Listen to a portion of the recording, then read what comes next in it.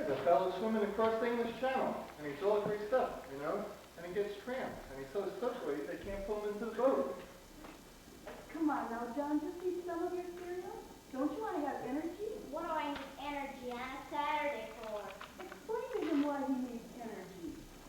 Eat. All right, all right. You're a fine one to talk. 1 cup of black coffee? I am 5 pounds overweight. You're a skinny wench, and I'm not allowing another fashion magazine inside that door. Women are not supposed to have square corners. I won't have square corners. Boy, this is the best review you've written all season. It was a wonderful play. Do I get to sit, or is it another dirty one? Well, parts of it may be a bit over your head, if we're lucky. Oh, take him, Parker. It's so warm and bright. Next Saturday. Good deal. Hey, this is one of mine, this one. That's much funny as your first circus, remember? Are you sure it was tight? I typed them sometimes. It was in my first big bag. 5 dozen for the white box and 20 or 30 for the black box. A year ago. You paid me like 10 cents for this. You were a child. I didn't want to spoil you. Boy, 10 cents isn't don't have a review around it. Here's a woman named Triplett who had quadruplets. They make those things up so the columns come out even. No, here's a picture. Aren't they cute? According to Catherine on Hagen on the South Cycle Schematic, you're not getting able to get pregnant. Oh, it is it? In 30 seconds, we're going to have Spank with precocious children hour. No, I want to hear this. Go ahead. According to Godfrey von Hagedorn? Well, he says Dad had me with Ivy, so he's all right. And you have a white pelvis, so you ought to be all right. So the trouble must be psychosomatic. Would someone mind identifying Godfrey von Hagedorn just for a fling? Godfrey, you know Godfrey, the kid from downstairs? That peanut who sits up here and watches Wyatt Earp with you? Mm-hmm. During commercials, they talk about my pelvis. Think of it, Angela. We should be honored. Here in our own living room, Godfrey von Hagedorn, the famous 12-year-old gynecologist. Godfrey knows all the psychosomatic stuff. His father's an analyst.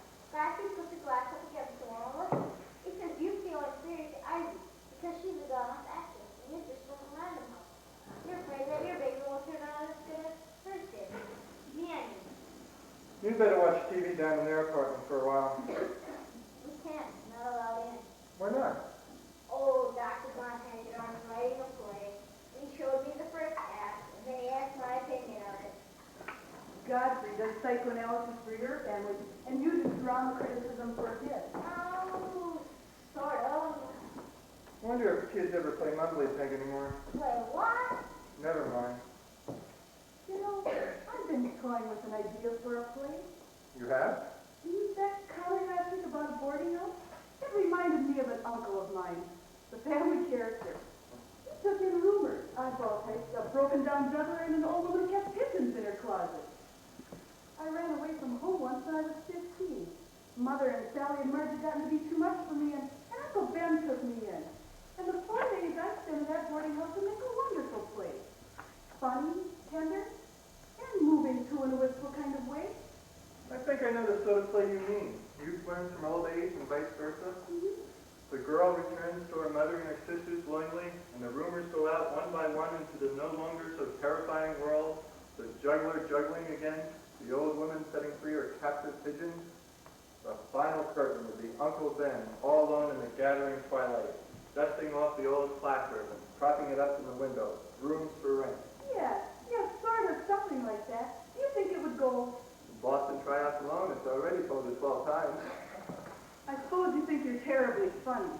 I think you're funny, and tender, and moving too, in a wistful kind of way. Well, I am just liable to try it. It isn't new stories the theater needs, it's new insights into the old ones. You said that yourself in one of your Sunday pieces. Did I? In September. I was dead wrong. Well, I've made up my mind. I'm going to do it.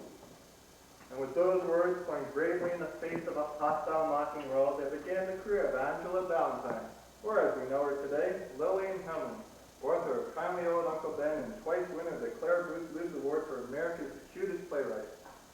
Ah, come off it, Angie. You're the most wonderful girl in the world, but you're not a writer. So all you can do to compose a letter to your mother once a week. Dr. Von Hagedorn plays about this noble analyst who goes around saving people. Amateur night, huh? And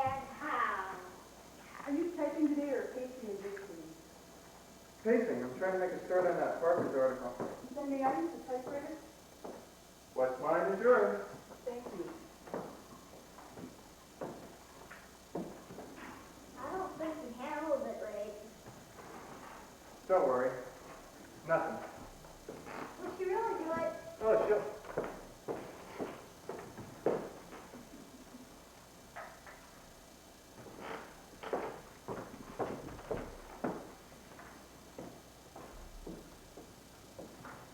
She'll begin it all right, the way she began that scatterrug last summer. She won't stay with it, though, a week at the most. She has all the bulldog endurance of a snowflake. Boy, if she does finish it, it's going to be like Ivy all over again. She'll be having tryouts in New Haven and Philadelphia. Then we'll be sitting here, eating TV dinners. Hey, you know what Angie said? What? She's giving me an idea for that Harper's article. Everybody's always encouraging playwrights. Write that play, earn those royalties. Somebody ought to discourage them. Point out the ridiculous odds. Winnow the ranks a little. Don't write that play. How's that for an article? I don't know. Sounds kind of fresh. Oh, did you? Well, you asked for my opinion, didn't you? Go on. Everybody asks your opinion. You give it to them, and then they get sore at you.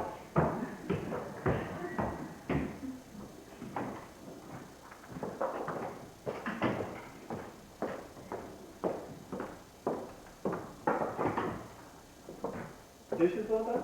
It's Saturday. Effie does them. May I have some paper, please? Sure. What kind do you like?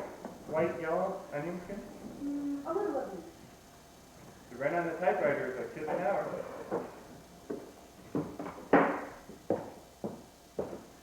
You just fought for a second. Oh, Clark, why do you have to be such a damn thief? Maybe I can accomplish something. Uncle Ben wasn't as much of a cliche as he sounds. You wasn't? No, he wasn't. Whew, you are now the proud owner of a second-hand Underwood. I wish you good luck, Penny. I wish you the blast and agony, the time of your life, and come back little Sheila. Now you've gone and scared me.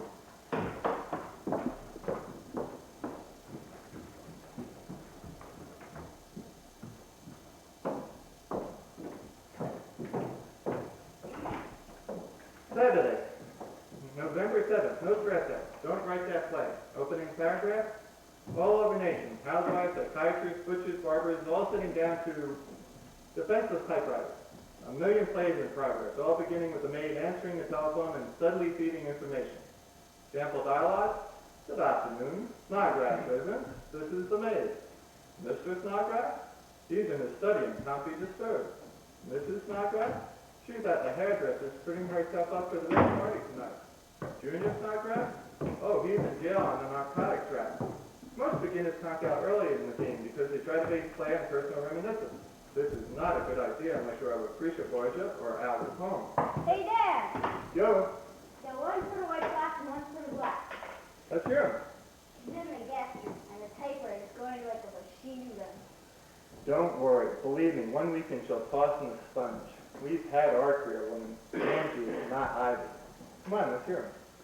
This is the white one. It's just 15 cents for a really wonderful play.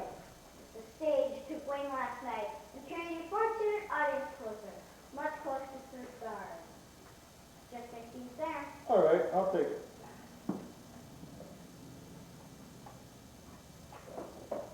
One black. This is $1. $1? You've got Ned in that room upstairs.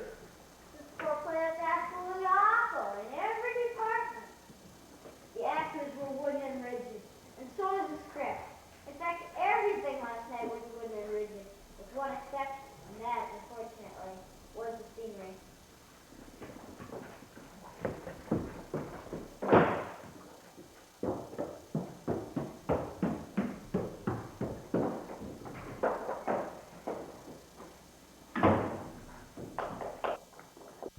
Mother and Sally and Marge are so efficient and well organized that I'm just the fifth wheel.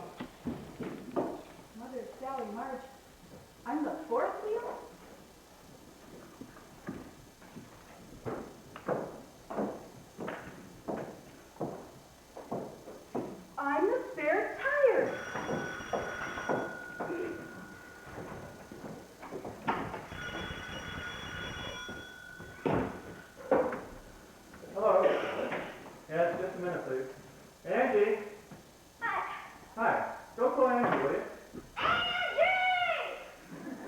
Thanks a lot. What is it?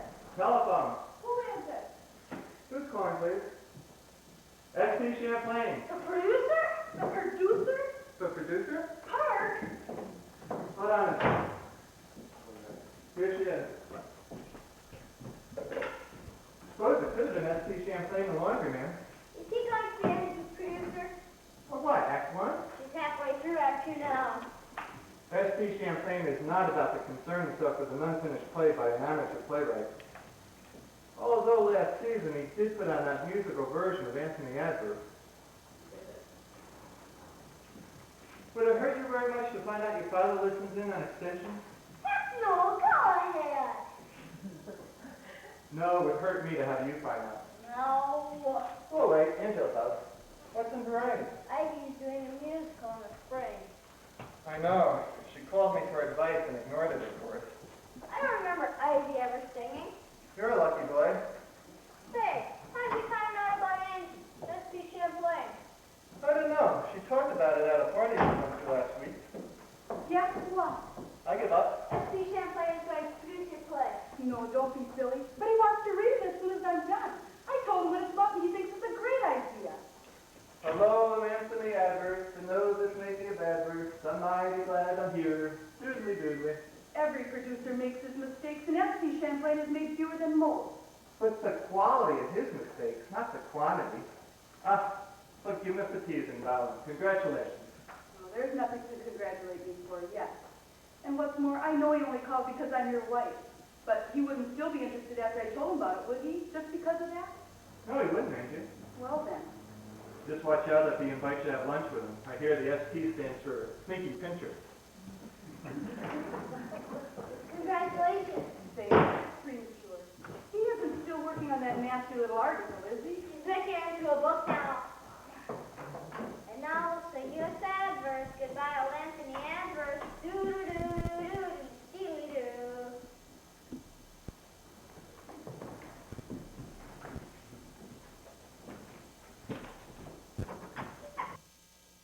Don't write that play. Chapter 12. Recapitulation of difficulties. Each scene tougher to write than the scene before, demanding greater craftsmanship, stronger discipline, and larger wastebasket. That the third act would no harder to write than the first act, the fees of the copyright office would support the entire government. The number of unfinished plays is in direct proportion to the number of unfinished plays is in direct proportion I'm done. with Act 2. With Act 3. Done, finished, complete. To be continued. Of course, I'll have to do some rewriting, but I think it's optionable. The Gingerbread World. There were all kinds of Victorian trimmings around the house, and it seems sort of like a retreat from reality. It's a good title. I like it. The Gingerbread World. Read it. Are you sure you want me to? You're the best critic in the whole apartment. I won't lie, Angie. This isn't a cake or a hairdo or a slipcover. I don't want you to lie, and I don't think you'll have to. I think you're in for a surprise. I hope so. I do. I'll be very quiet.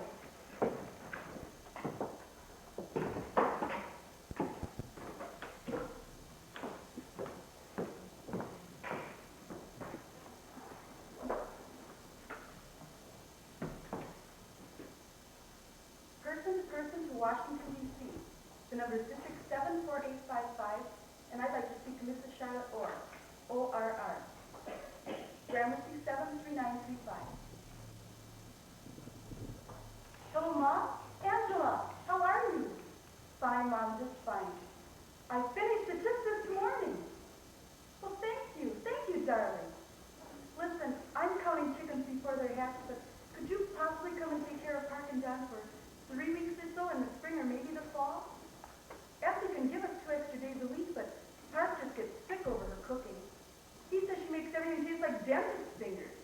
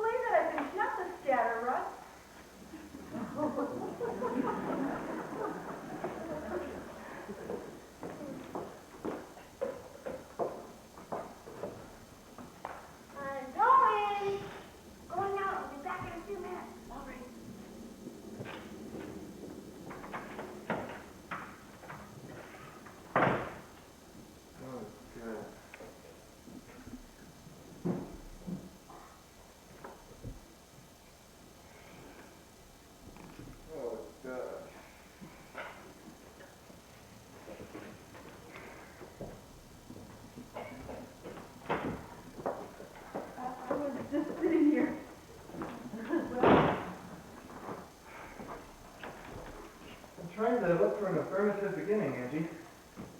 I keep coming back to the title. It's a good title. But the play? No, I'm sorry, Angie.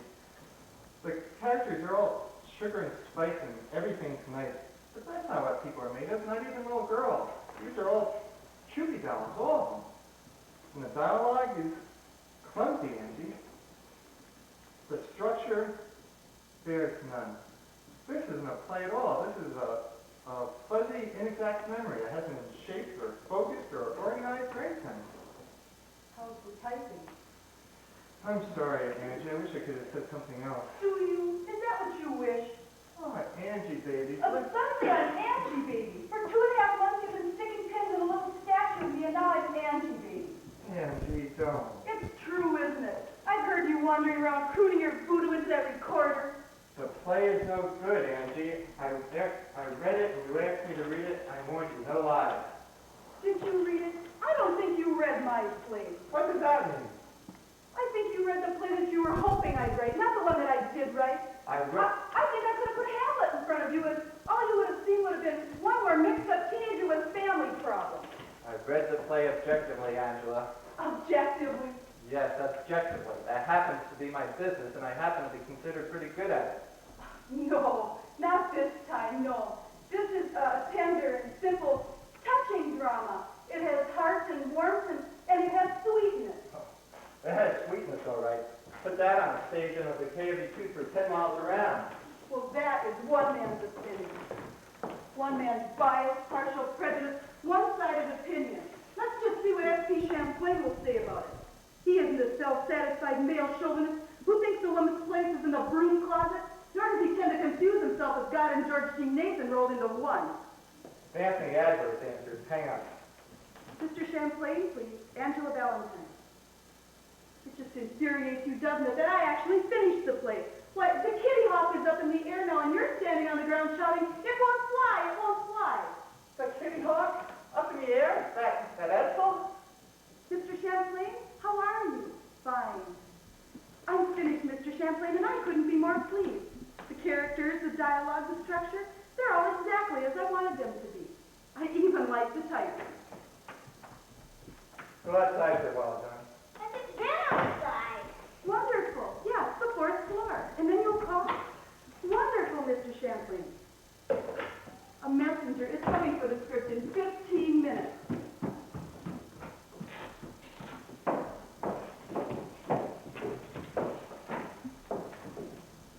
He'd better have a cab fare. They'll never let him on the bus with that one. Did you read it? Kept it locked in the closet and hid the key. I said, did you read it? Well, just the first act. What did you say? Well, it's better than Dr. Von Heckenarm's first act. Like a broken arm is better than a broken back. God and George G. Nathan rolled into one. Will they really produce it? Don't be ridiculous.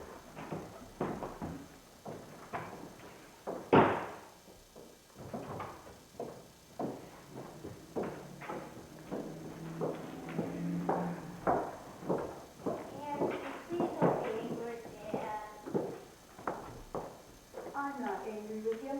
If he chooses to despise my play, that's his privilege. Anger is an immature emotion, and I like to think I've outgrown it. I'm not angry with him, not angry in the least. You're hurting my arm.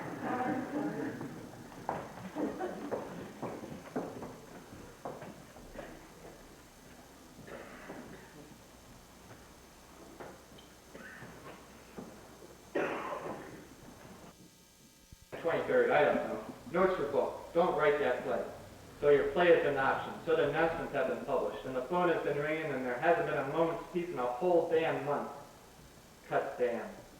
So now, gentle reader, you think your troubles are over? Ha ha. They begin, my friend. They begin.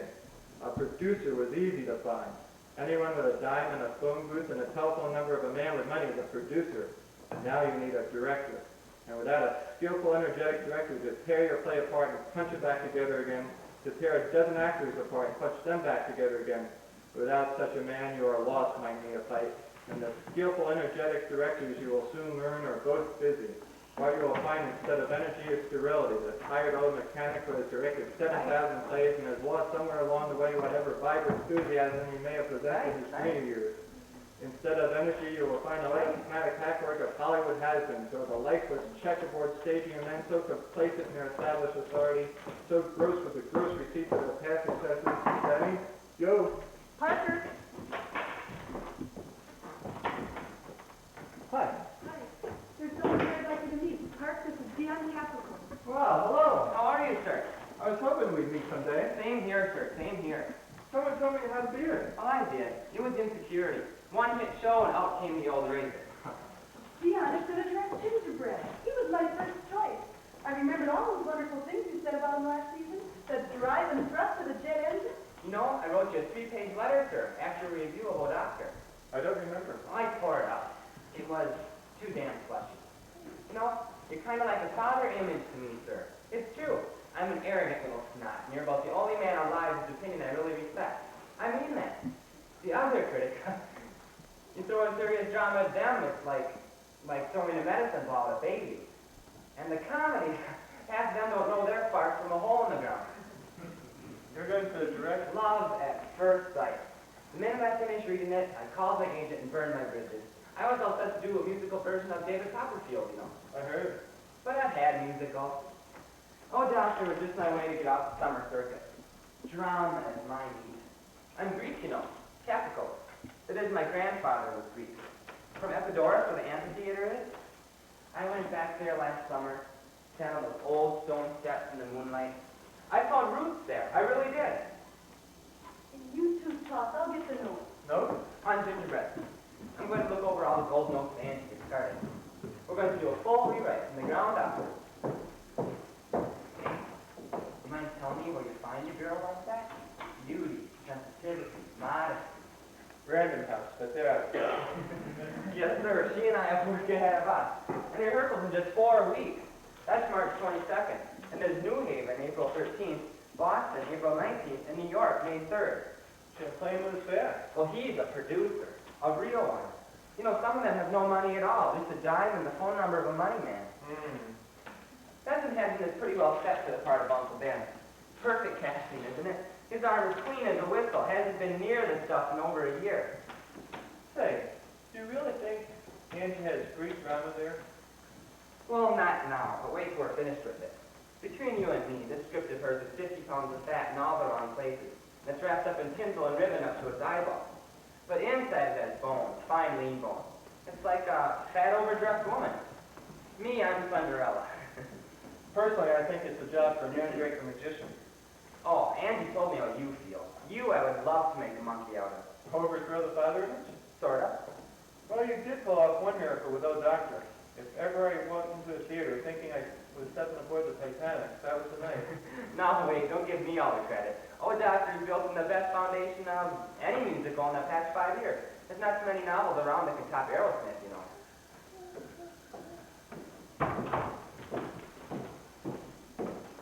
I got together whatever I could find, but I'm afraid it doesn't add up to very much. Well, it'll all help. We have to go right back to the roots of the play. Where are you working? My place. I have a hole in the wall on Bleecker Street. In the phone book, if you're the nervous type. I'm not. Opening tonight. Early dinner. Oh, she'll be early. Today we promised no fouls and shake hands. Tomorrow is round 1. Well, it's been a pleasure meeting you, sir. It really has. You can drop the sir if you'd like. I missed the Civil War by a good 5 years. Oh, I'm sorry. I guess it's just a father image bit. Well, Parker, Dion? ready for the spray early? This is just the beginning of the script, but you know what I always say? All right. What do you always say? The playwright's speech is seed is grass. Or what's New Haven for?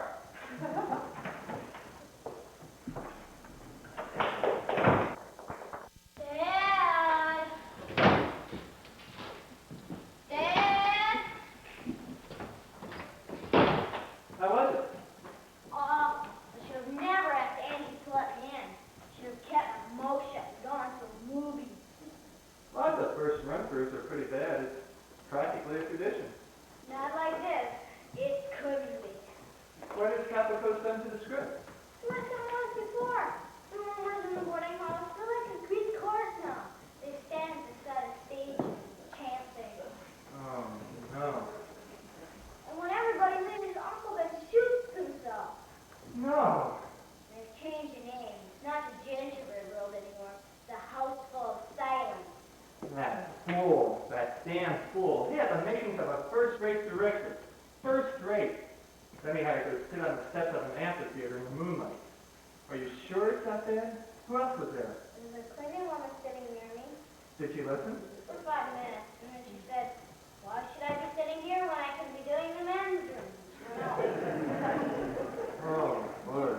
How's Angie taking it? She looks worried. They all look worried except Mr. Capcoat. Angie asked me what I thought of it. I said, I'm a kid, what do I know? In June, when the season's dead, we're going to take her to Paris. That's the one thing she's always wanted. I'll switch around my vacation. If I can't, I'll just take a leave of absence. Dad, What? are you going to see the one opens in New York, a homeschool asylum? If it opens, you mean? I'm not sure. I think so. Would you tell the truth? No, I would lie like I always do. All right, don't get sore. Well, what kind of question is that? Would I tell the truth? It's going to be like Ivy all over again. Now, Well, you told the truth about Ivy, didn't you? now look, son. There's nothing for you to get scared about. There are good marriages and there are bad marriages. Ivy and I had a bad marriage. For 9 years, we piled up unhappiness between us. And it was all those years of unhappiness that were the cause of our divorce. Not my review of her Helen of Troy. My review may have been the spark, but it was those years of unhappiness that were the gunpowder. Are you with me? Angie and I have a good marriage. If I say bad things about Gingerbread, she A house full of silence? if I say bad things about a house full of silence, she may get hurt and angry with me. But there ain't no gunpowder in this apartment. A good marriage doesn't break up like a 10-cent glider. Got that? Good. Now go ahead, Cookie. I still don't see why I can't let someone else write the review. Who? Harvey Rittenhouse? He's not that bad. Harvey Rittenhouse is a blithering idiot who sits in those off-Broadway theaters and sees nothing but me walking into an open manhole. Not while I'm breathing while I hand him the reins, and especially not for a house full of moonlit Greek amphitheaters. He's just ass enough to be polite about it. What if he is? What difference does it make? A spade ought to be called a spade. You don't care if it hurt Angie and make her feel bad. Sure I care. What do you think I am, Bluebeard? John, listen. Sometimes you have to hurt people, even people you love. If I lie about Angie's play, or if I get off the hook by having Harvey Rittenhouse cover it, I'm going to lose a good-sized piece of my self-respect. And maybe a piece of my self-respect sounds tiny compared to hurting Angie. But if I start disliking myself a little, I'm going to start disliking the whole world a little, Angie included, and you. You're both sharp. You'll sense that. And you'll start disliking me a little. And I'll sense that. And bingo, there we are in the worst kind of vicious circle there ever was. I know that from experience, and you do too. Remember the old crank I was 4 or 5 years ago and the little crumb you were? Never sell off a piece of yourself to avoid hurting someone. Those who matter will understand and forgive, and those who can't understand and forgive, well, they don't matter. Boy, that's the biggest thing you ever told me, isn't it? You bet your life it is. That's about sex, maybe. Hey, you know what? I'll bet you $5 that House Full of Silence doesn't even get on the train. You really think so? The run-through is as bad as you say. Champlain isn't going for way more money, is he? I guess not. I'll bet not. It's going to be hard on Angie, though. No New Haven. We're going to have to treat her like a princess. Help her get over the disappointment. She's worked so darn hard.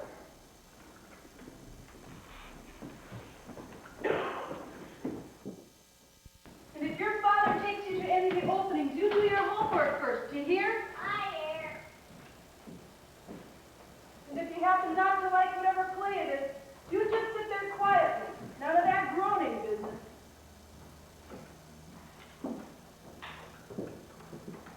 All ashore is going ashore. Woo! When is train time? We're not taking the train, we're driving. Dion has an MG. He would.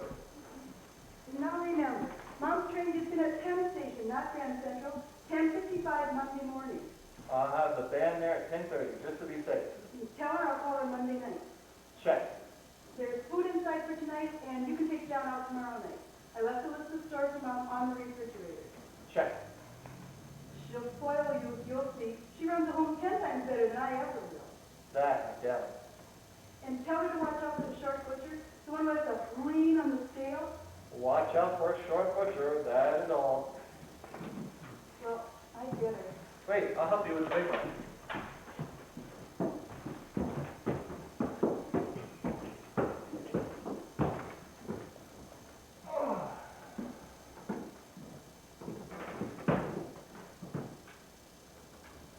I was forgetting those little off-the-cuff kisses. Oh, Hart. Dion. Coming!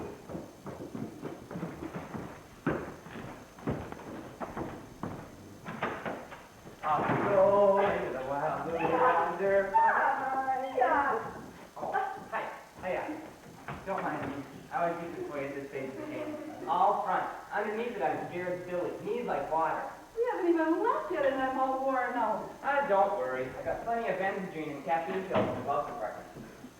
Hey, how you doing, Johnny boy? Fine. Wonderful kid. I love kids. We communicate. The two tin cans and a long string. Hey, Angie.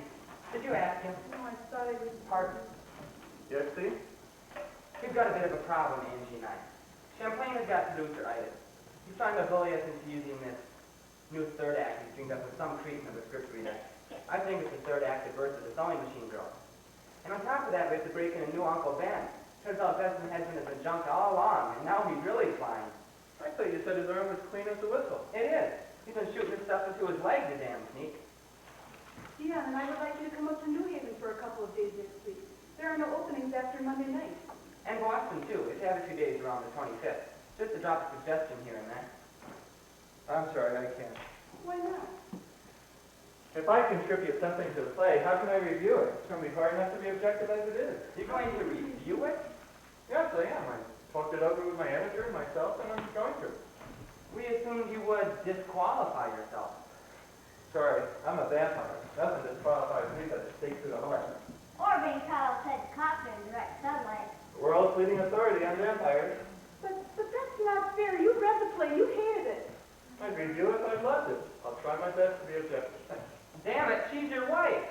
No, she isn't. Not on opening night, she isn't. You're the playwright, I'm the critic. Let's shake hands before and after and do the best jobs we can. Surgeons don't operate on their wives. I'm not going to operate, Angie. I'm going to look at a play and write an opinion on it. Can't you forget you're a critic for a couple of weeks and give us a hand? No, I can't. Oh, no. Not he. He never forgets he's a critic. Do you know what he did? Do you know this witty for Angie, are 7 you going to dig up that hole? Do you know what he did? The morning after our wedding. Do you know what he did? It was a joke. Oh, sure, a joke. The morning after our wedding. I woke up, he was in the shower. There was a note on the pillow next to me. Do you know what it said? A memorable evening. Parker Valentine. It was a joke. You laughed for 5 minutes. Oh, sure, I laughed. Even in the Chinese water torture, the first few drops tickle a little. Not once have you forgot you're a critic. You have been sitting in judgment on me day and night for 19 months, criticizing me for not being a good enough housekeeper, and criticizing... When have I ever criticized you, Angie? I've never criticized you. Always. Criticizing me for not finishing that damn scatter run. Criticizing me for not having a baby. I've never criticized you, Angie. You are your own critic, not I. And now you're going to step on my plate. The one thing I've done, the one thing I've accomplished, and you're going to grind it under that witty, perceptive heel of yours. I'll call it as I see it. It's my job. I have to do it. Come on, Angie. If he doesn't want to help, we can do it without him. How noble you make it sound. It's my job, I have to do it. Is that your job too? All that phony baloney, don't write that play? That snide, ugly sarcasm? I've heard you. You'll never finish Act 1. You'll never get a director. You'll never get a producer. Let's go, honey. Don't let him get to you. Come You on. know, a critic is supposed to point up, not down, you hatchet man. You'll never get into rehearsal. You'll never get out of town. Let's go, honey. Come on. You know, Shakespeare's first play was an amateur's work too, Mr. Valentine. Angie, damn it, I'm double part. I'm sorry, Angie. I've got to review your play and review it truthfully. I've lied and dated before, 6 times for Ivy. I can't do it again. It's a question of keeping my self-respect. Oh, keep your self-respect. I don't want it. Just quit hijacking mine. She and I are coming back into town with the best damn play you've ever seen. Who's in a suitcase? Tennessee Williams? You sure there's no gunpowder in this apartment? Go ahead, Crook. I never see Angie like that. I don't like the Dion cap coat. The way he called me Johnny Boy. The little tan job at the coat. Man, it looks as if we were helping around with, I don't know, some kind of bathrobe. In 30 seconds, we're going to have a spank the precocious children hour. What I say, it's just the way he's throwing a Go brush. on, go get a cookie.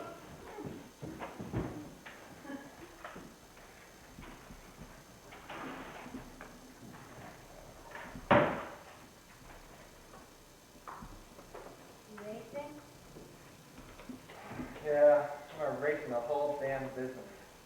She hit it on the head. Snide, oily sarcasm, pointing down, not up. Precious, as you said from the very beginning. But gee, it's just 3 months' work.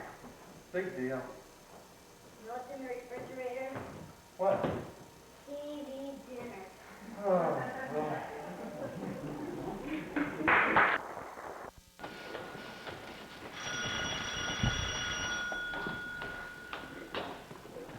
Good afternoon, Valentine residence. This is the maid.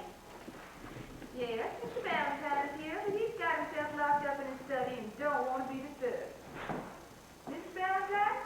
She's up at the theater on 44th Street. They're having one last rehearsal before the big opening of a play tonight. Well, Mrs. Orr is here. That's Mrs. Valentine's mother. She's been here 3 or 4 weeks now. She's up at the guest room resting, and John is at school. You want me to get Mrs. Orr?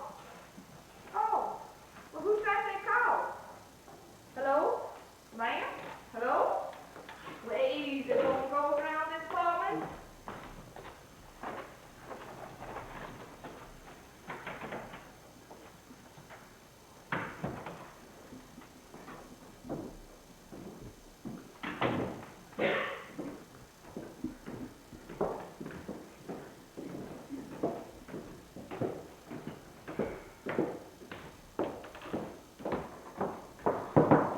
Parker, may I speak with you for a minute or two, please? I'm working, Charlie. No, you're not, dear. You're reading Agatha Christie. Now, come on, don't be stubborn. Come out of your filing cabinet. Oh, I'll say this for that girl, Lefty. She isn't much trouble to straighten up after. Come on, take a breather. Once you've read 50 Agatha Christie's, you've read them all. I'm just trying to find a foolproof way to bump off Lily and Hammond and Claire Bruce loose. And if it works on them, you'll use it on Angela, right? Right. Poor Parker. Well, I'll be part of the unwritten law. Any man who catches his wife alone with a typewriter, pow. I had hoped that when she got back from Boston, a truce would be negotiated. Up in headquarters? No, the barbed wire is still strung clear across the room, and you can guess which piece of furniture cuts right through the middle. Parker, have I put my nose into this business once during the weeks I've been here? Have I lectured you, or pushed you, or given you even a pinch of advice? No, you haven't. I may have been a lousy mother, but I am the best damn mother-in-law in existence. I don't imagine you were such a lousy mother, Charlie. Believe me, Parker, I was. The proof is in the pudding heads. In my fever to be mother and father to those poor girls, I stifled all 3 of them, not just Angela. My deadly efficiency. I didn't even let them lift their own stamps. And look at them today. Angela in New York, Mary but scared stiff she can't fulfill a woman's role. Sally in Paris. Now she's fulfilling a woman's role, all right, even by French standards. Only she's not married. And Marge in Kyoto, the first non-Japanese ever to take the full 20-year course in flower arranging. Now that I've got you smiling, Parker, I'm going to give you some advice. Charlie. I am, and you're going to listen.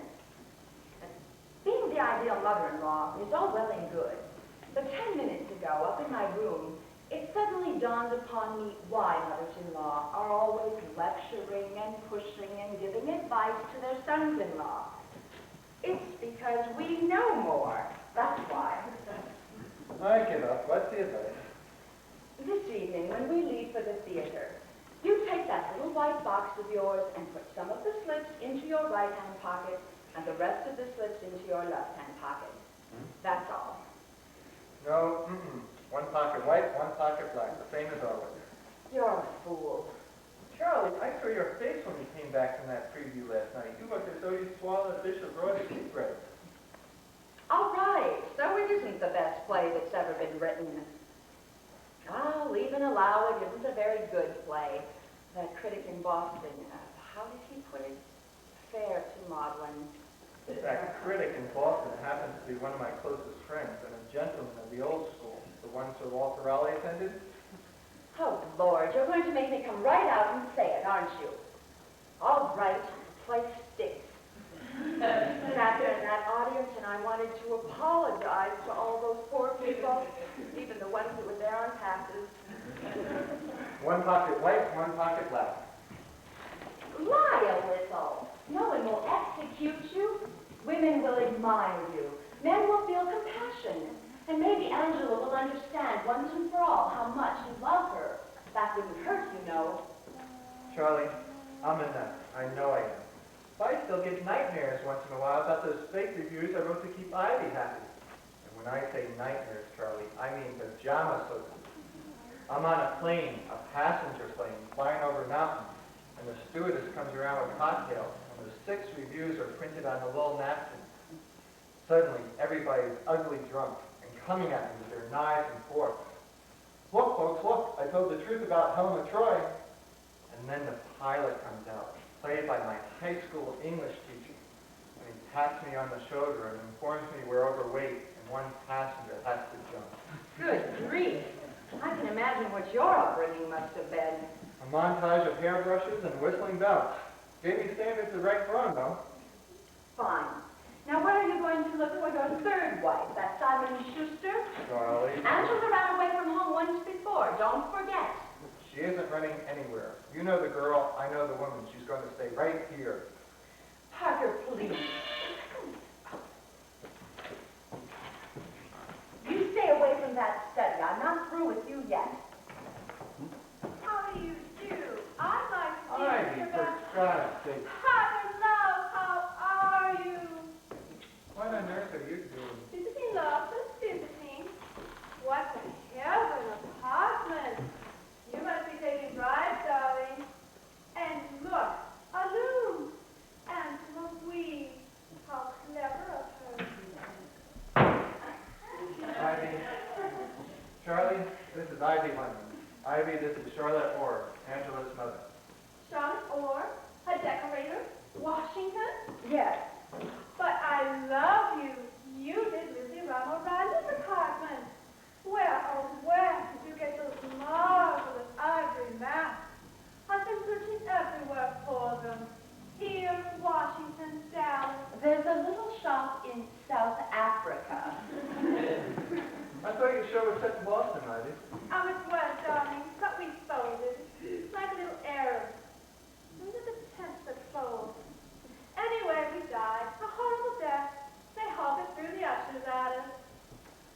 Oh, God, I am exhausted. Just came from the train. May I sit? Oh, Parker, you were right, you were right. When oh, when will I learn to listen to you? There are some books that simply cannot be made into musical comedies. 20,000 Leagues Under the Sea is one of them. You came visiting directly from the train? Yes. Well, there is something I have to discuss with Parker. If you'll excuse me, I think I'll take a little nap. You don't have to, Charlie. It's been a pleasure meeting you, Miss London. My pleasure, Mrs. Orr. I admired you when I first saw you and kissed me goodbye, and since then I haven't missed one of your Washington engagements. It's heartwarming to see that your vivacity isn't only stagecraft, and that your beauty is more than makeup and amber light.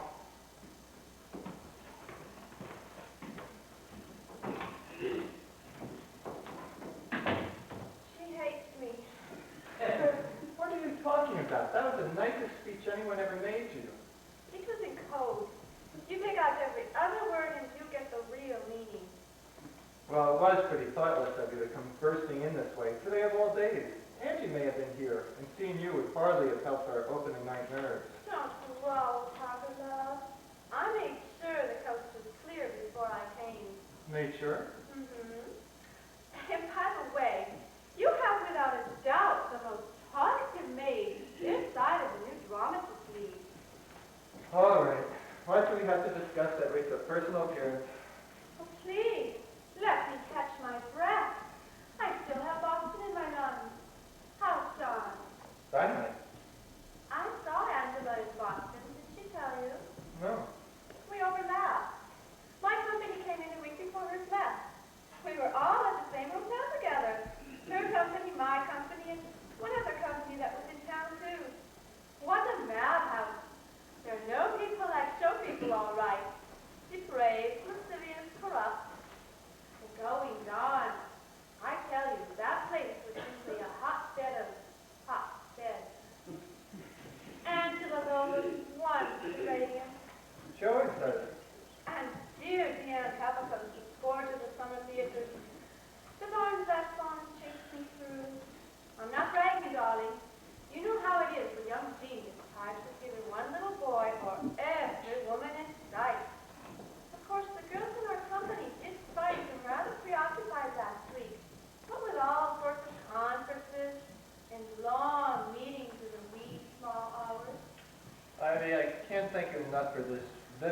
your life on the road, but if there is something you want to discuss, get to it. I'm in the middle of some extremely important work. My, you are inhospitable. It's been at least 6 months since we've seen each other. And all you can think of is, John, Johnny Love, Hello. Ivy's come to pay us a visit. come here. Let me look at you. My God, you're enormous. You're a giant. How old are you now? No, never mind, never mind. Give me a seat. My, oh my, oh my. At least we accomplished one good thing between us, didn't we, Potter? Oh, he's all right, I guess. How are you? Wonderful, darling. Is your show coming again? No, Lamb, it's gone out, way out. I'm sorry. Of course you are, sweet. Everybody's sorry except Jules Byrne. Would you happen to have any cottage cheese around by any chance? I'm ravenous. I was going to finger on the train. The dining car was full of Egyptians or Shriners or something. Would you have some cottage cheese? Probably. Johnny, love, do you think I could have a dab of it? Just about enough to put under a microscope. Sure. Sure. With a dash of pepper, darling. Okay. What are you feeding him? He's grown 3 full inches. We don't feed him anything. Angie grabs one end and I grab the other. And we pull. I miss you so much. I miss you too. On my masochistic days. Parker. Come on, don't get sentimental just because you had a flop. What did you come here to discuss? Something I didn't say.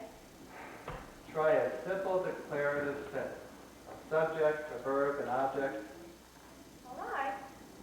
When Dion is the subject and Angelon is the object, the verb, I'm afraid, is rather Anglo-Saxon. Oh, it's true, my darling. It was all over the hotel. Bring me a Bible and I'll swear on it. Here's cottage cheese. Hold the plate over her head and tilt it forward. Daddy's joking, darling. Thank you. John, are you still persona non grata down at the Von Hagedorn? Does that mean I can get in or I can't get in? I haven't figured that out yet. Can you get in? Yeah. I told Dr. Von Hagedorn I could get house seats for any show on Broadway. Go down there for a while, will you? Play with Godfrey? I want to discuss with Ivy how well you're doing in school, and your head is swollen up as it is. Okay. Say goodbye to Ivy. She can't stay long. Goodbye. Goodbye, my darling. It was wonderful seeing you again. This summer we're definitely going to have to spend a week at Lake whatever it is. Come back in time to dress. Thanks. You're obliging, John. I like that. You beat me. Yes. Which cottage did this cheese come from? The ancient mariners? There's a soda fountain on the corner that's famous for cottage cheese. Tell them I sent it. Parker, please, hear me out. And don't pretend I've come here with unselfish motives. I'm lonely. I want you back. I've made a life for myself and I'm sick of it. And I want you back more than anything. That includes to be an actress at age 8. It's true about Angela and Dion. Long after they were finished with their rewriting, they were spending whole nights together in her room. They were overheard not saying anything. You don't deserve that kind of dirty deal. I did 1,000 rotten things to you, and I lashed myself with each of them every day and every night. But I never did that rotten thing, and you know it. You better go now, Ivy. You'll feel better when you have a show set for next year. I'm telling the truth, Parker. Angie will be here soon, and I don't want her to see you. Okay, I'll go quietly. You haven't said one word about my new stove. I thought it was the old one turned sideways. I still love you. I will always love you. Ancestors of mine have died in institutions.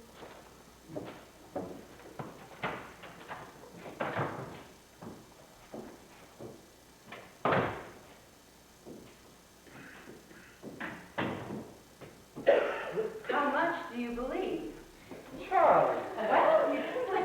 didn't eavesdrop, did you? My book, any woman that looks that good in a pair of slacks is a bitch, period.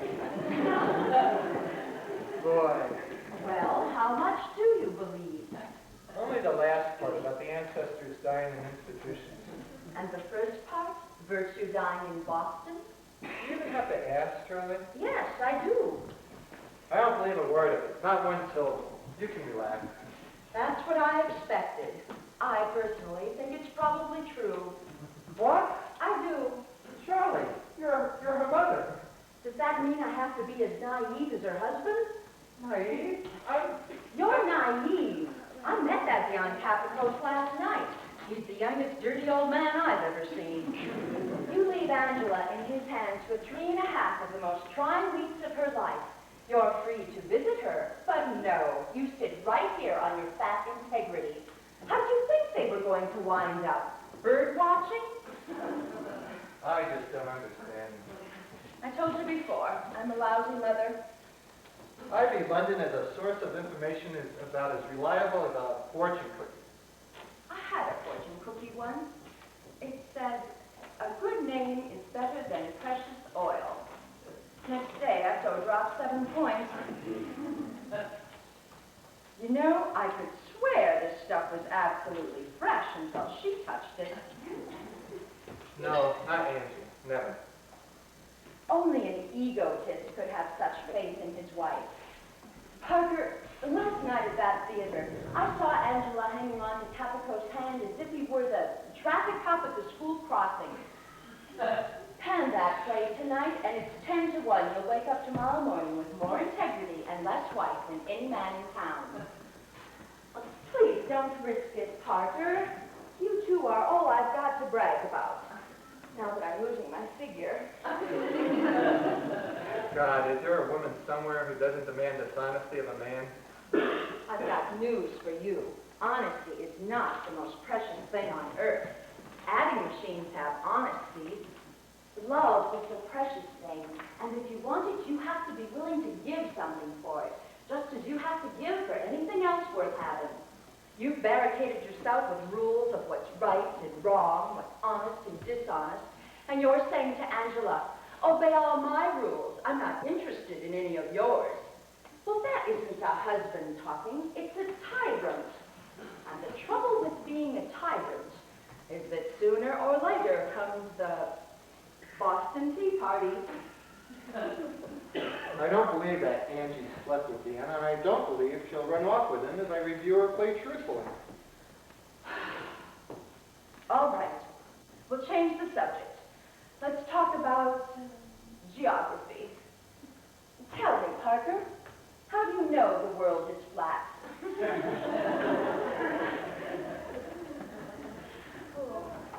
Angela, we've forgotten all about you. We've just been sitting here talking about Agatha Christie. Parker is positive she has no staying power. Joe, how was rehearsal? All right. Gee, I just wanted to keep everybody from sitting at home and worrying. Well, he didn't quite succeed. I made a dinner reservation for the 4 of us at 6:30. I'm sorry, I won't be able to make it. Dion's coming by at 6. He's getting some gifts for the company, and we want to hand them out, and there's some other things he has to do at the theater. Besides, I couldn't eat anyway. I'm going to go lie down for a while. Butterflies in your stomach? Butterflies, bats, birds, bees. There's a lifetime supply of telegrams on the dressing table. You ought to see the pile at the theater. Sally sent a cable from Paris. I suppose Marge will send flowers. Angie, I've decided to break down and wear my dinner jacket for once. For me?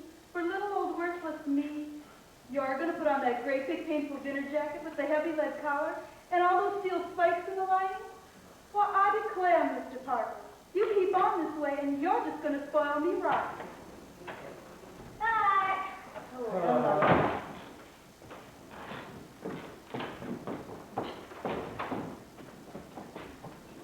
Oh, boy.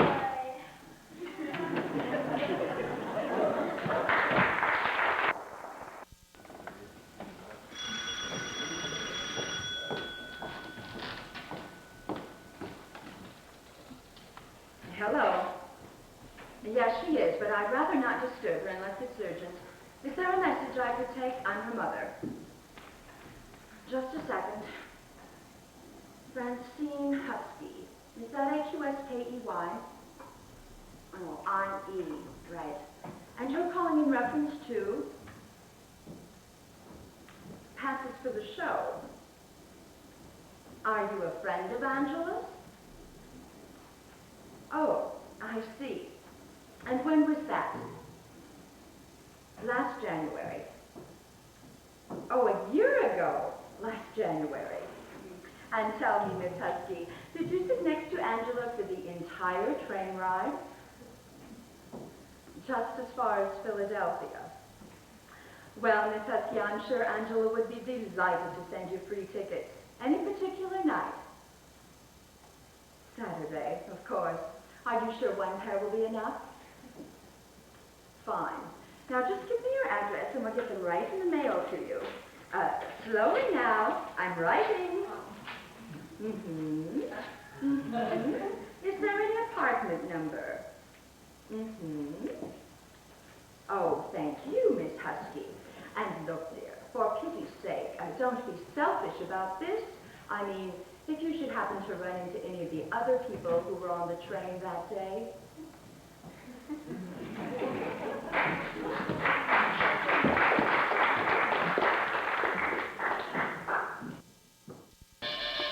John, you get it? Okay. If it's Dion, tell him I'll be down in 2 minutes.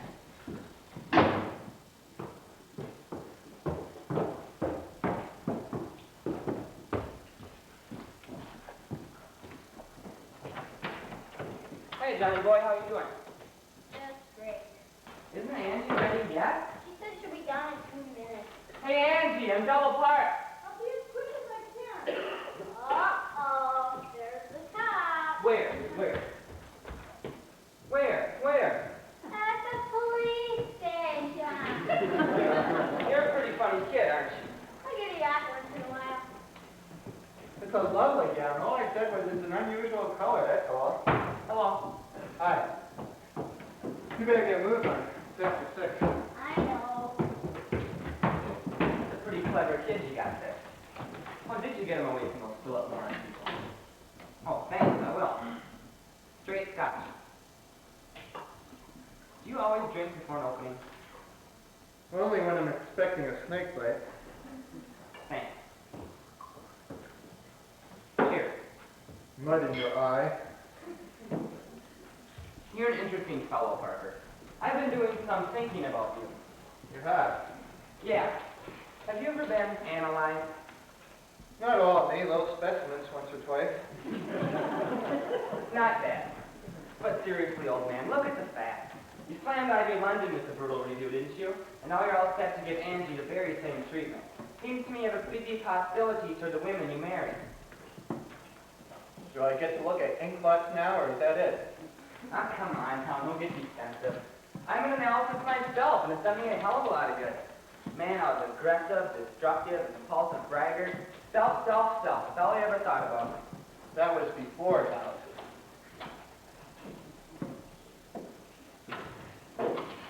Well, she's prettier than Tennessee Williams anyway. Prettier than anyone on earth.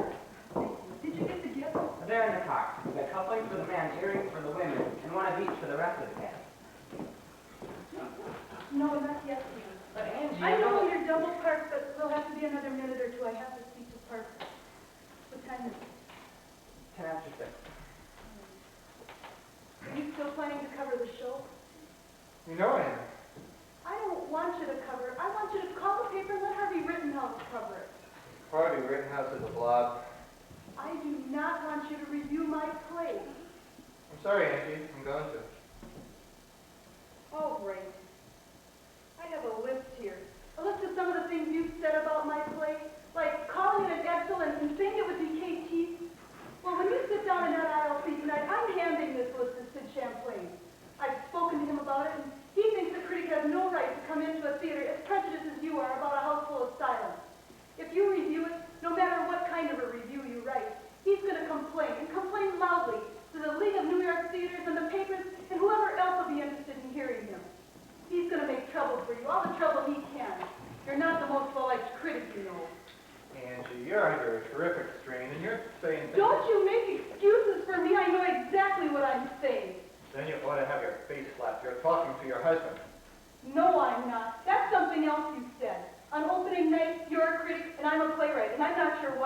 then you're not my husband either.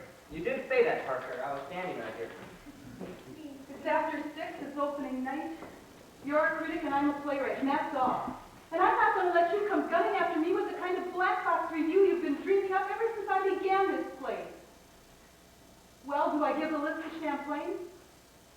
Is that when you stopped being my wife at 6 o'clock? When did you stop being my husband? Ivy was here this afternoon, and she said there was gossip in Boston about you two. Oh, you know gossip, old man. Especially in Boston. I mean, what else is there to do there but gossip? She said he was in your room all night. It's after 6. Since when does a critic ask questions about a playwright's personal affairs? Don't play games with me, Angie. I am not playing games. You think you can throw away one half of me and still cross-examine the other half? Well, I am one person, and you disown me. And I think it's a little bit late to start wondering if anything happened in my room. You should have been there. You know why I stayed away. No, I don't. I don't know anything. All I know is you lied for Ivy 6 times, and for me you won't even just keep quiet. Well, Dion feels differently about me. Dion was with me, believing in me, helping me. At 6 in the morning? When? Because there's a party tonight after the show, and Dion is taking me. And I'd like to know where I stand, and how much I should drink, and when I should leave, and whose house I should go home to. Well? Angie, you win. Leave the tickets at the box office in Harvey's name. I'll call the paper. One of those tickets is for John. I have 2 tickets, for you and for John, next to the single Mom had. Will you get the elevator, Dion? Right. Just leave one of them. I'm not going. All right, that's the way you want it. No, it isn't. Nothing is the way I want it. You should have loved me enough to say the play was good, even if it isn't. No, that isn't love. Says who?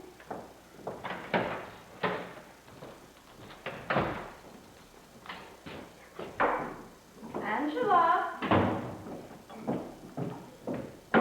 Angela, She's gone. why didn't she wait?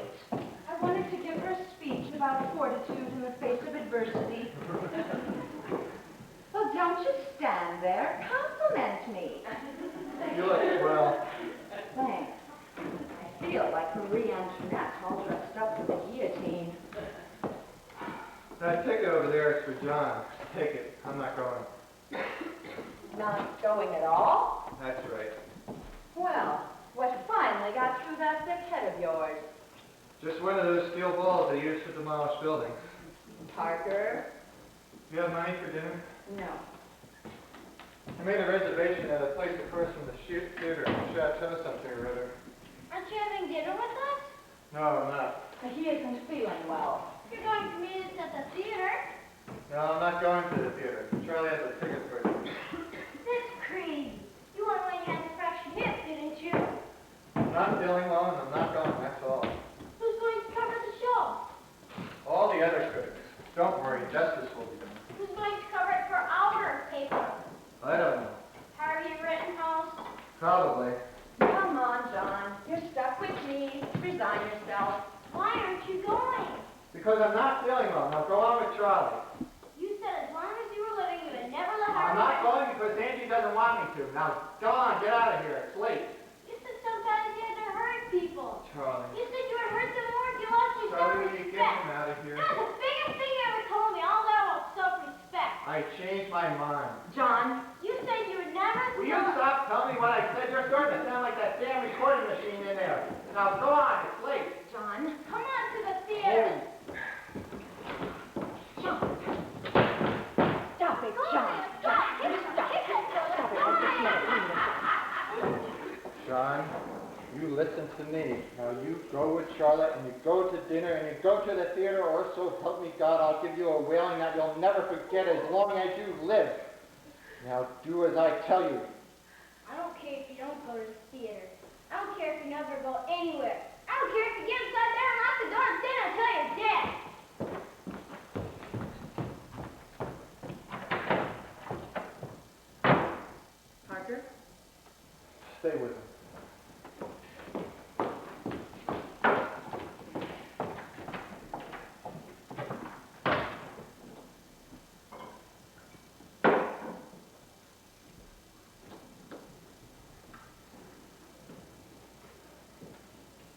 Section 83. Leonard Parker. Is Lee there? Well, leave a note for him, will you? Tell him I'm not covering the opening tonight. Tickets are at the theater in Harvey's name. Personal reasons. Yes. Now look, don't you start telling me what I said. How would I know where Harvey is? Try the Laugh movie on 42nd Street.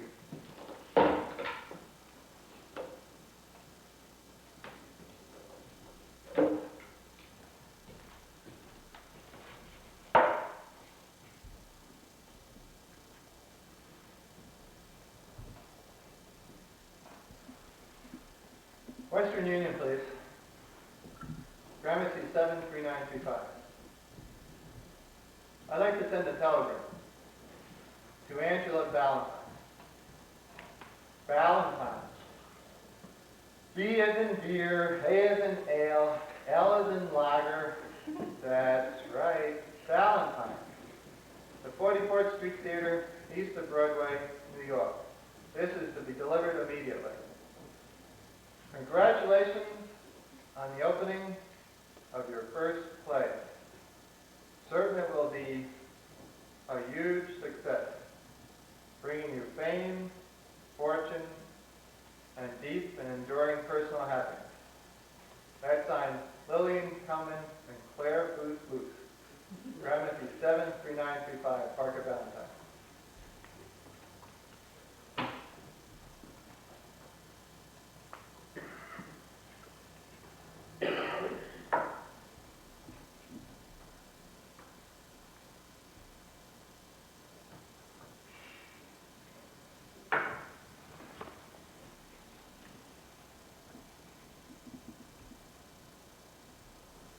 Ivy, you're a rat and a louse and several other small animals. Sure, she denied it. Sort of. You're a rat, and I just wanted to get that on the record. I am miserable. I'm kindly old Uncle Ben, all alone in the gathering twilight, propping up the old placard, Rooms for Rent. In the Greek version, I shoot myself. No, it's just a joke. Hey, Ivy, what are you doing? Come on over, will you? Say funny things and rub my back with me. Florence Nightingale is smiling down upon you. Run, do not walk. Hey, Ivy Rat, I've been thinking over about your Helen of Troy. It was a beautiful performance, Ivy. Just beautiful.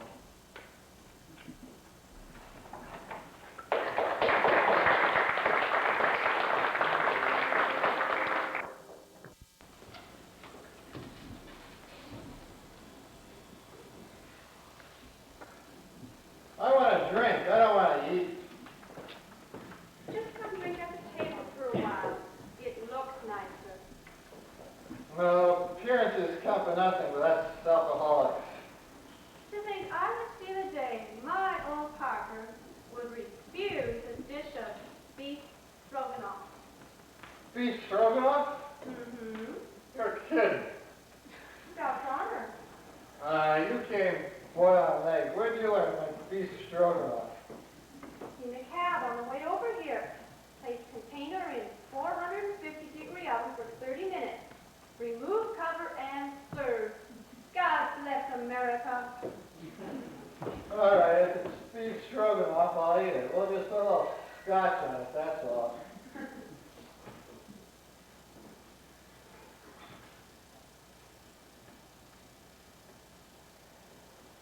What time is it?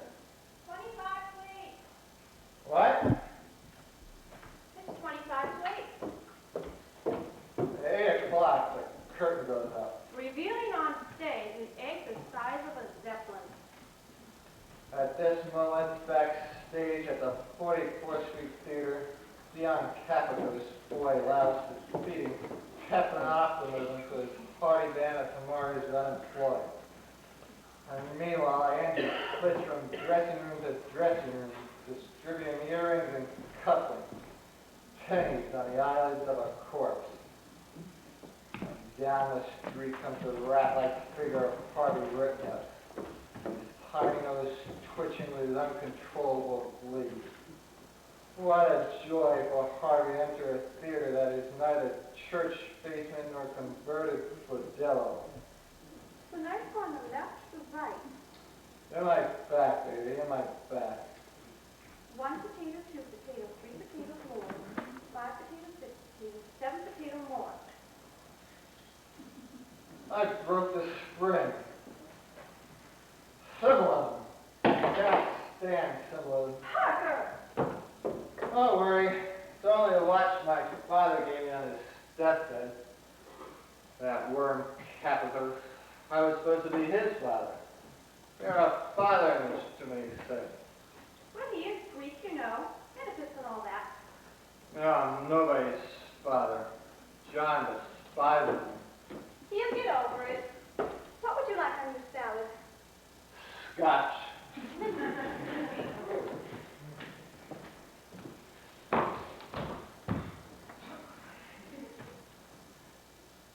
You ask me, sir, how I, a man of evident reading and intellect, come to be lying here in this Bowery doorway.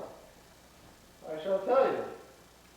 When I was a youth in the small town of Innocence, Nebraska, there chanced to fall into my hands a volume of Green Butler, the critical essays of Max Beerbohm. I read the volume once, twice, 3 times. Ambition flamed in my bosom. I, too, would be a drama critic. Tying together all my belongings in a polka dot kerchief, I bade adieu to my kindly old parents and set forth on foot for New York City. When at last I reached the sprawling metropolis, I sought employment at the offices of its leading journal. And there, in the humble capacity of copy boy, I won the friendship of the kindly old drama critic, Sage Arbiter. He taught me all he knew, and then some. Then one day, destiny pointed its finger. My kindly old mentor fell victim to a tainted halibut. Catastrophe, cried the editor. Who will cover tonight's opening of the revival of Henry Gibson's immortal The Wild Duck? Ah, you have guessed it. It was I who ran with heart thumping to the glittering theater and sat on the edge of the critic's aisle seat. The production was a disaster. I returned to the paper and wrote my first review. If this is a wild duck, I said, then I'll just have the vegetable plate. 16 years later, I was at the top of my profession. No symposium on the state of the theater was complete without my expressions of asinine optimism. I had a son who worshipped me, and a wife who adored me. The world was my oyster on each day of pearl. Then one day, my wife turned to me and smiled and said, "Darling, I have an idea. Please, sir, $2 for a bottle of Muscatel."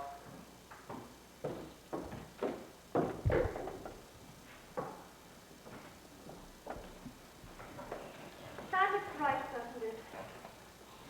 What time is it? Now look, this is a woman's response. If I have to read it more than once an hour, I go blind. It's 17 minutes to 8, and that's the last support we get. I am exhausted. Come here.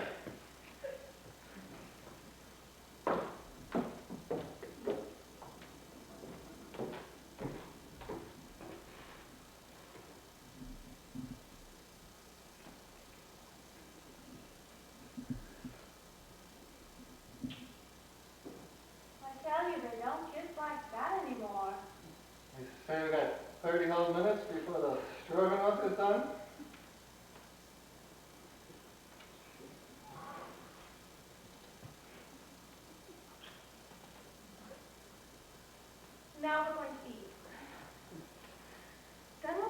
black coffee into you. And then we'll go to my place and we'll leave the dishes for Angela. Your place? Mm-hmm. You don't want me now. Oh, don't I? Huh? I'm not letting you out of my sight from here on in. That's a blood oath. I'm just a husk of a man. Oh, my poor baby. She's really hurt you, hasn't she? You never fail. The girls who wear those flouncy little sterndals are bitches, every one of them. No, not Angie. She isn't. Taking your tickets from you, flaunting you out of the theater. What does she think she is? The Schuberts or something? Well, Parker, you were right to stand my helmet, Troy. You were. I can face that now. It was Troy, New York. It was.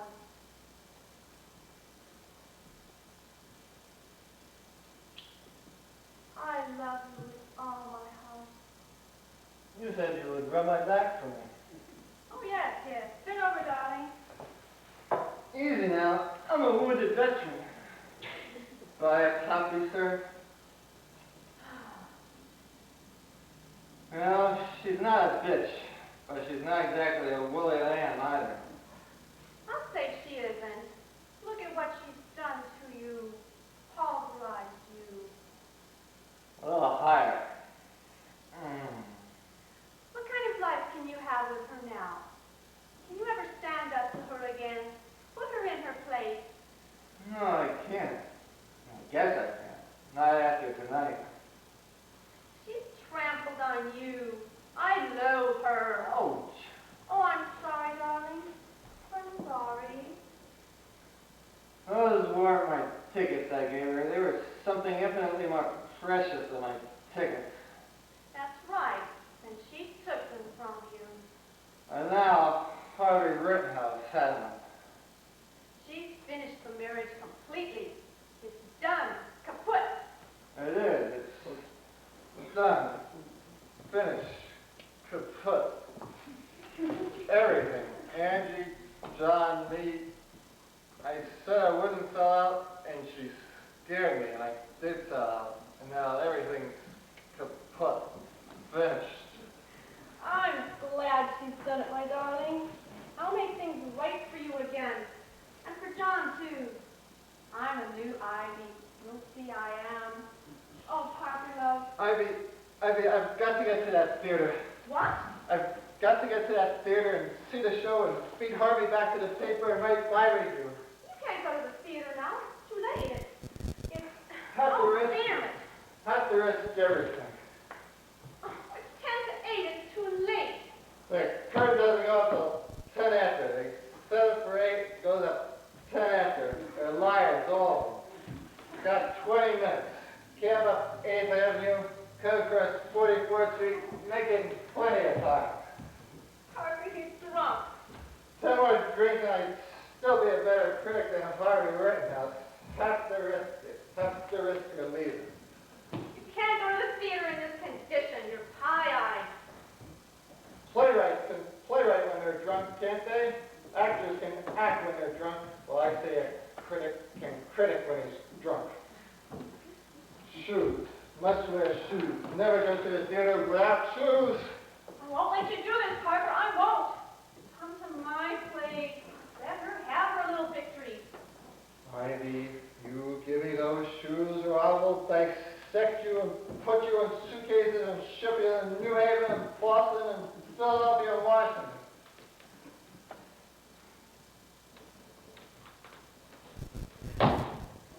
You don't have a ticket.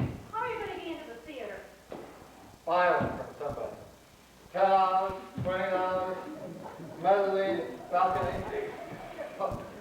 Somebody's going to get $20 for a balcony seat for a house full of asylum. I'm going with you. I'm not letting you out of my sight. Surely they're unnecessary. Review the play. Good. Go ahead. You blow the marriage to little bits. Good. The sooner the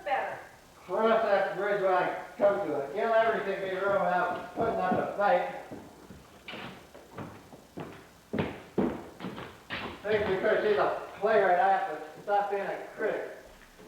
Thinks you can scare me into giving my tickets to Harvey Rittenhouse. Thinks I'm afraid of S.P. Champlain and Capicus and Oedipus and the League of New York Theater. So who are you for, Tucker, for God's sake, stop! Look at yourself. People will see you. I won't believe it's me. Taxi! Taxi!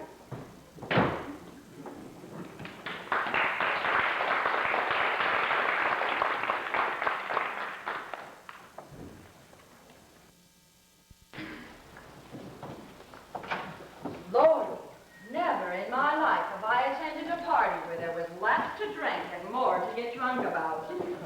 Parker? Come in, John. Nobody's going to bite you. You were my savior, darling. An older escort, and I'd have had to stick it out until the reviews came in. I'd have wound up like S.P. Champlain. Did you see him sitting there eating his handkerchief? Review on television wasn't so bad. Periods of tedium is not a complimentary phrase, John. Not even in television. Periods of tedium. Ha! If you ask me, the only period of untedium was 2 minutes after the curtain went up, when that old woman in the balcony started shouting about people coming in late and drunk and stepping on her toes. Now, you can't stand there all night. Go up and apologize to your father. Tell him you're sorry you said those unkind things. Something smells. Don't be nasty. I'm not being nasty. Something smells. In there. You're right.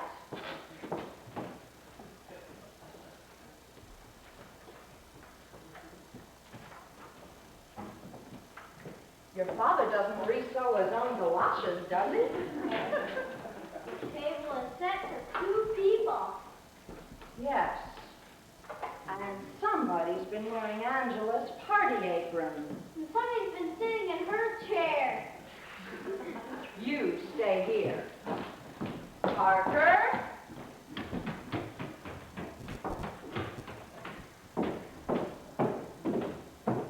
Parker? Isn't he there? No Papa Bear, no Goldilocks, no nobody. Hot box. It's empty. Do you think someone broke in? Who? A band of daring young playwrights?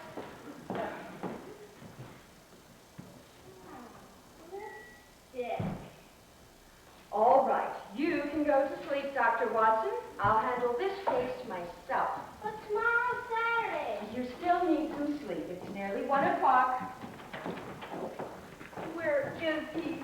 Parker? Are those the reviews? Where is he? Hiding away in the bedroom? He isn't here, darling. He's out. I don't know where. Are those the reviews? He reviewed the play. He slashed it. Dad? Reviewed the play? But we saw that, what's his name, Rittenhouse, sitting there, smiling, nodding. Parker wrote the review. He was at the theater? Yes, he was at the theater somewhere, somehow. The other review firm's good, but his is a crusher. We'll be lucky if we last till Saturday. Opening night report by Parker Valentine. So how does it feel being the son of Dracula? They're on the shelf in the closet, Ian. Right? Just a small one. Just a small what? A small suitcase.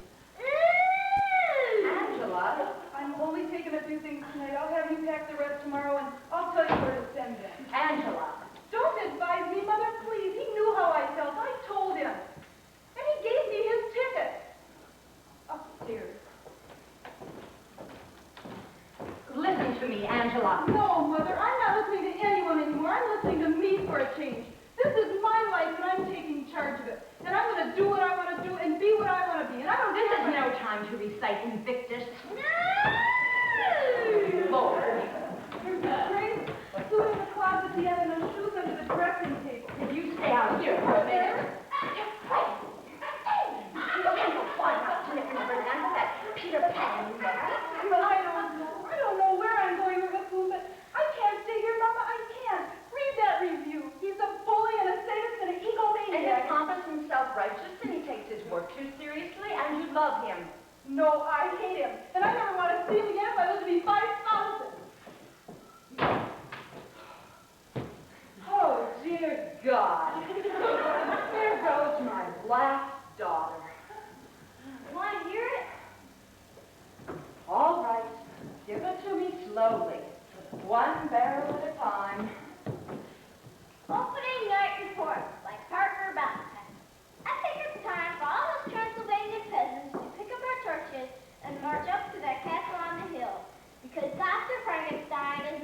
monsters again. No. This time he packed the arms and legs of an Agamemnon to the torso of Rebecca of the Sunnybrook Farm. S.P. Champlain has led the creature over to the 44th Street Theater, where last night it stumped around for a few minutes and grunted over dead. Just for the record, A Houseful of Silence is written by Angela Valentine, directed by Dion Capito's, and produced by Mistake. Several actors were involved. The only thing they can do now is change your name and start over. Okay, man, light the torches. A cleaner Transylvania is up to us. It's short, but I think it makes its point. Dad! Boy! Boy! Those wrong new one. I had my last meal. Do I get a cigarette before you shoot? I'm not shooting, Parker. I'm leaving. With me. I've decided not to give Sid Champlain a list of your prejudiced witticisms. And I'm not interested in taking petty revenge. I'm interested only in getting out. Please don't go, Angie. I'm sorry, John. When you're older, you'll know more about the man-woman relationship, and you'll know why I'm doing this. You'll know less about the man-woman relationship. Believe me, you'll know less. I see you don't have any qualms about changing horses in midstream. Smile when you say that, darling. Ivy came over to bandage the wounds that you inflicted on me. Done a good job, Ivy. Good nurse. Bless you.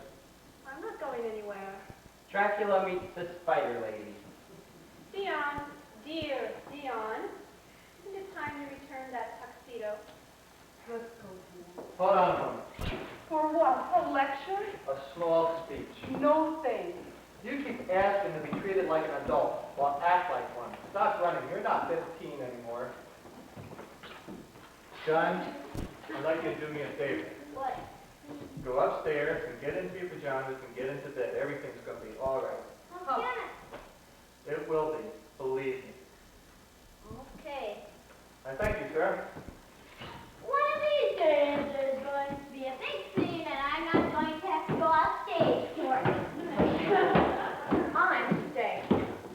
Somebody has to represent the stockholders. All right, let's have a speech. It would help if you would put down the luggage. All right.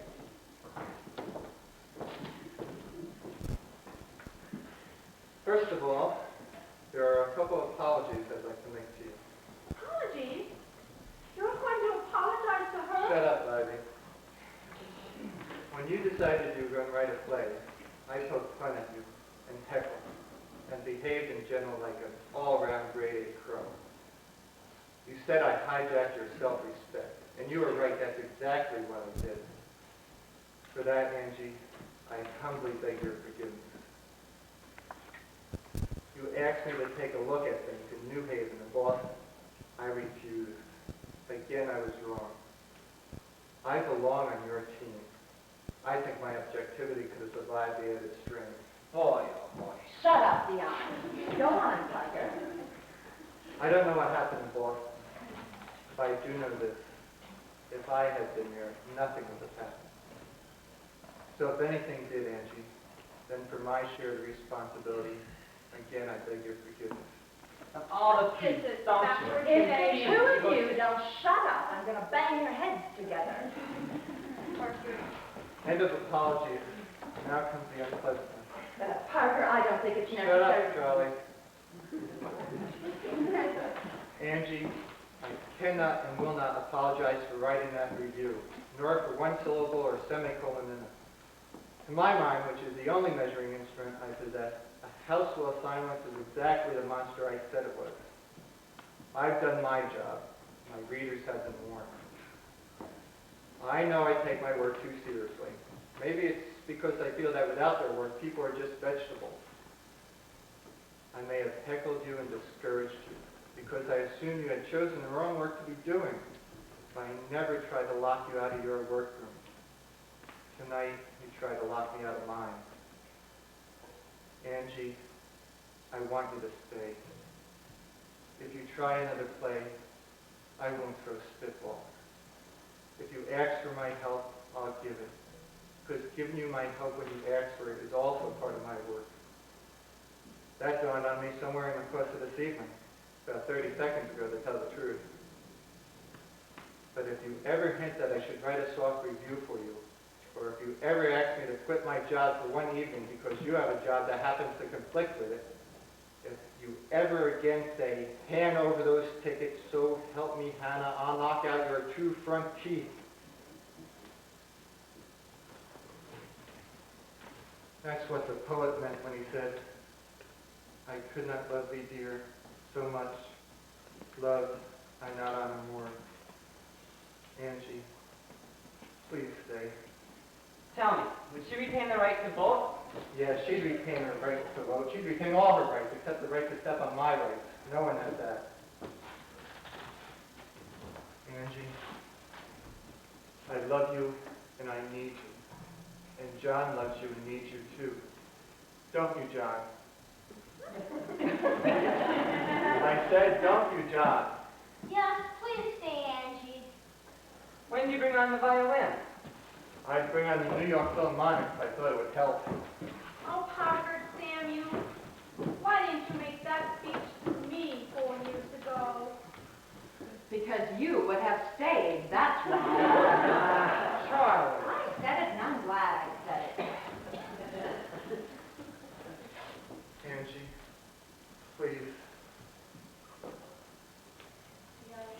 Angie, I'm not going to let you do this. You're going to stay here and darn it stuff and weed drugs and have a dozen babies. You're never going to write another play. I will if I want to. I can do anything if I want to. Anything. Sure, he talks big about helping you, but wait till you get out your typewriter, then you'll see. This is the voice of your father image speaking. Feed it. In 30 seconds, we're going to have Spank the Precocious Children Hour. I'm not through yet, Valentine. Not by a long shot. She won't give Champlain her list, but I'll give him a list of my own. Of the drinks I saw you take this evening, and the booze that's reeking from you now. You were drunk at the theater tonight, chum, and a drunken critic is a dead critic. I'm the playwright. I was with him all evening, and I didn't see him take a single drink. Neither did I. Neither did I. His breath is pure divorce. Come on, Dion. You have to learn to live gracefully, and there's no applause when you finally exit. So long, Parker. It was nice sitting next to you again. So long, Aggie. Don't take any wooden musicals. Johnny Love. I have 2 words of advice for you, Angela. Beef stroganoff. Is that what that was? Beef stroganoff? You, into bed. Yes, sir. Good night, Angie. Good night, Carolyn. See you in the morning. In the morning. Good night, good night. Good night. Stroganoff.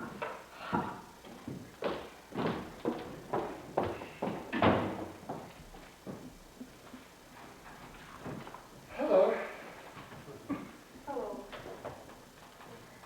Oh, Park, he was right. Dion, I mean, about the rugs and the babies. I feel so capable all of a sudden.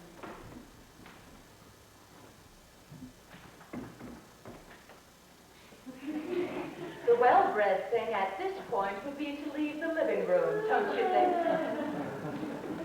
Go ahead, Charlie. I'll be with you in 10 seconds. There's something I have to do. 10 seconds. 9, 8, 7, 6. What on earth? Ah, here. What? A note for Angie. To leave on her pillow tonight. Parker? I'm an old woman and I've had a grueling evening. Don't tease me. What does it say? Warm, vibrant, and thoroughly satisfying from first to last. The most delightful conception of the entire season.